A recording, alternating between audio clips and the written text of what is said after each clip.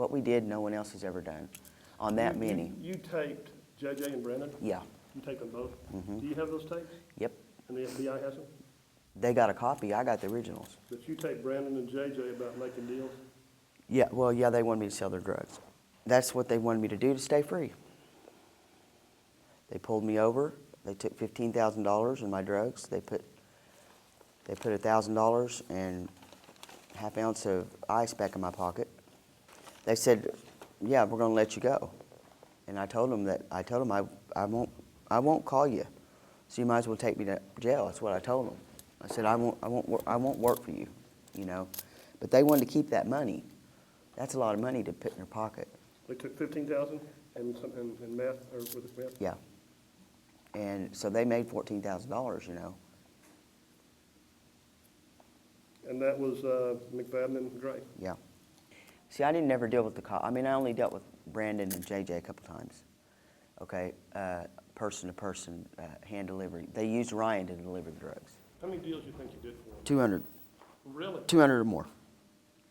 Mostly meth? Oh yeah, mostly meth. Only one time was it marijuana. You did 200 deals for the... Yeah, they forced it on me. And Mostly meth, you said? yeah. What quantities? Usually at least an ounce, sometimes quarter pound, half pound. We're talking $1,000 a pop.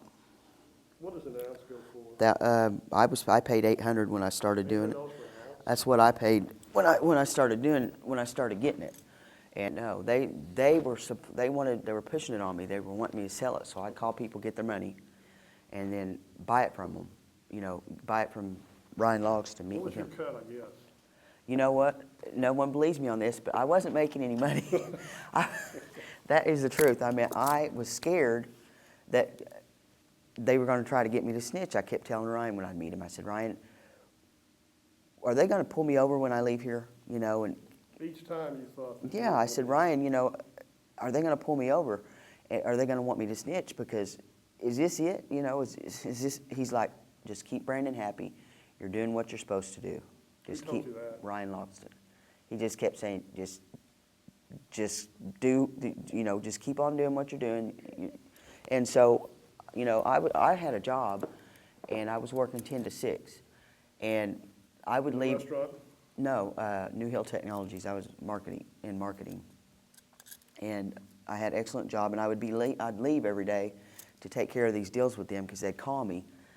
You know, when I slowed down, the quality fell. People weren't wanting to buy it, and I wasn't making no money, so I was getting tired of it, you know, and it wasn't fun no more.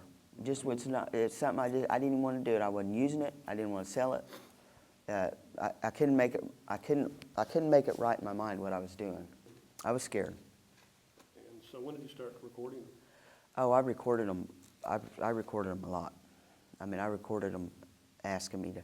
Mostly, I started really recording them whenever I stopped selling, and then Brandon and then Ryan wouldn't call me. And then Brandon would call me and say, "Hey, can you sell a quarter pound for $3,200?" and you know, stuff like that. That's when I started really recording them. Was when I told them I wanted to quit selling for them, or that I was getting tired of it, and so that's when I started really recording them. Told JJ one night that after I'd bought a half pound that day from him, and he didn't know that I was buying that much because he wasn't getting a piece of the pie. He called me and asked me if I could sell a quarter ounce for him. And I said, "I just bought a half pound. My gosh, you know." I didn't know that he wasn't getting a piece of the pie like JJ. I mean, I don't know what they do because I don't hardly ever talk to them, just on random. So You're talking to Logston, you're talking to Brandon sometimes, and JJ's calling us. Yeah, and so JJ's calling, and you're right. figuring out they got. So he come pick me up, and he said, "I need to talk to you." So he took me riding around in his Jeep, and I told him, I said, "Look," he said, "I want you to do for me what Ryan does for Brandon." And I told him, "I can't do that. I'm not a snitch. I'm not going to set people up. I got a job. As a matter of fact, you know, I've been doing this for so many months. I'm tired of it. Can it end now? I mean, what do I got to do to make this go away? You know, I'm tired." I mean, I basically told him I quit. Then the next day, here they come to bust my house with a meth lab. of stuff. The lady across the street said the van pulled up and arranged the stuff just so on my porch, and then videoed it, and then they put the stuff back in the van, and she said they videoed the van driving off. Oh, they had beakers and flasks and hoses and just multiple cans of stuff So you that I probably never wouldn't- even you seen. probably wouldn't leave that on your property. But that, yeah, it was a setup, you know, and that's the one I got thrown out when the FBI came. I got arrested for manufacturing. My bond was $300,000. I bonded out. When was that? So that's about? 08. Yeah, 08. I bonded out. I went to all my courts. The lab filed a motion to dismiss 3 times. They didn't throw it out. My attorney didn't tell me the date of the Allen hearing, so I missed the court date. Okay. And then I got arrested at the casino, jackpotting, you know, and I had drugs on me. That's the one I'm guilty of. I mean, I'm guilty of that one. That was the possession. Yeah, with Meth? intent. Yeah, possession with intent. Okay. And so I got, picked up and I'm held without bond. Well, I'm sitting here, you know, and they're telling me they want to give you life and all this stuff. You know, they're mad at me. The cops are mad at me and stuff. And so I thought, well, you know, I'm sitting here thinking, you know, I've been done wrong. And I got them tapes. They called Internal Affairs and the FBI. Tulsa police or? I think more of a marshal. Okay.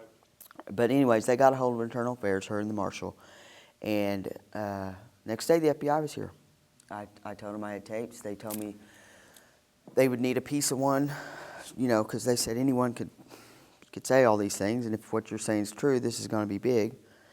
Gary Graff said he was getting ready to retire. I told him, no, you're not, and not if he took this case. And they listened to one tape. They came back and told me that they were going to get me out. We were going to get my charge dismissed.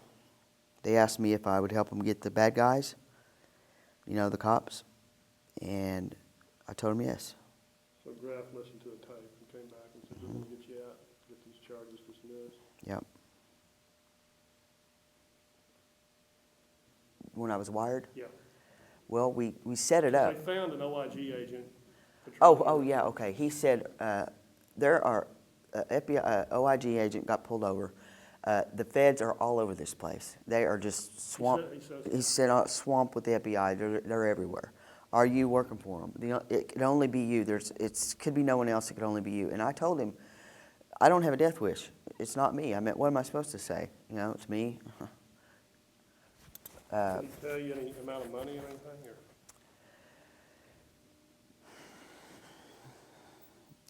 You know, he may have, but I'm not sure. I know they caught him sticking it in his pocket.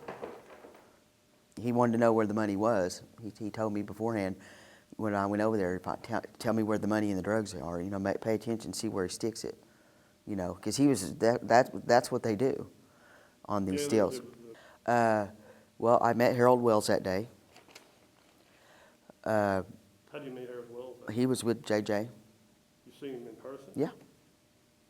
Yeah, he was the one that I thought was over all this, because JJ seemed like he was answering to him the day I went back and told him there wasn't no drugs in there, and Harold Wells was getting uncomfortable.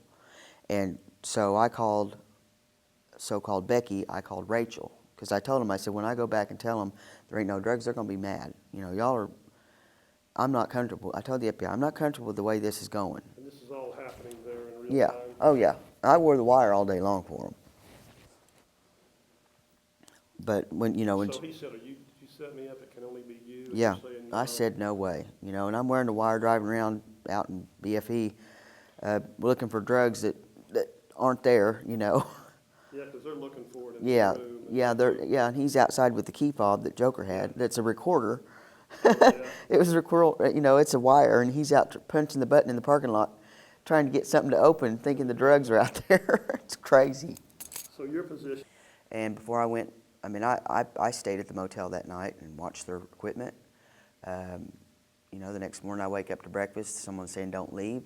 It was the FBI. They took me across to the other hotel and showed me that where they could view that room that I'd stayed in. Whether they viewed me, I don't know. I just went there and went to sleep, took a bath and went to sleep. So I don't, it don't matter. But they had cameras there, and I watched their equipment.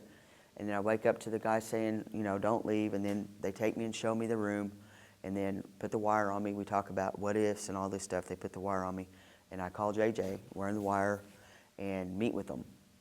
So even the night before, this is the night before the Super 8, you're actually doing a walkthrough with Wells and Gray, so to speak? No, Okay. I stayed in the motel. You stayed in the motel, Mhm. and then you went somewhere else and met them? I met them just a few blocks away. And talked about Joker coming probably? Yeah, talked about Joker being there. They told me to go check it out, and then and they went there too. They watched me go in the room because Harold Wells was unsure. He was uneasy, and JJ kept trying to. It's all right. It's all, because he had never been brought in on anything before, and he was leery when I went back and told him there's no dope in there. I said there's only a sample. I said, but and then the FBI wanted me to coach Gray to go in there. And so I just made it up. I said, well, I think the drugs are in there. He just didn't trust me. So This is the night before? No, this was during. During? Oh, okay, so now you're talking to him about the wire. Yeah, and him and Harold, I was telling them, I The think, dope's in there. yeah. And then they didn't do nothing, so I went and sat in the FBI's car all day long, calling JJ, JJ's out in the parking lot with the key fob, and I'm telling him, I think the drugs are in there. So finally, they do something. The guy goes for a walk, and they take him down while he's walking. Right, And he go goes to in. the lobby. Yeah,